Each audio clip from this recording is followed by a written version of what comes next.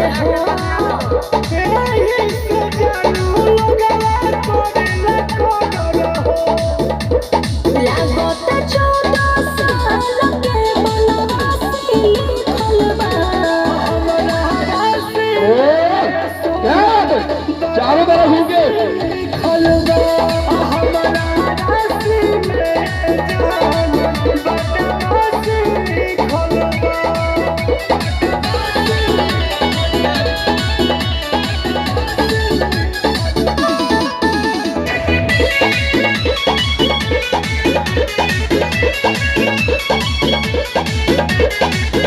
होई जाई जेल तोहरा लागत आबो हो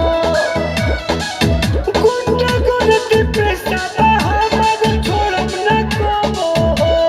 जीत मत करो ए होई जाई जेल तोहरा लागत आबो हो गुरती पैसा हमर छोड़ब न कबो हो टुनटु नाम पेश लगत सर्वनाशी लिखल बा हमरा राशि में सोना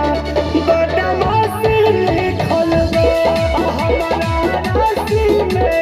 जान बदमाशी लिखल बा पागल हो का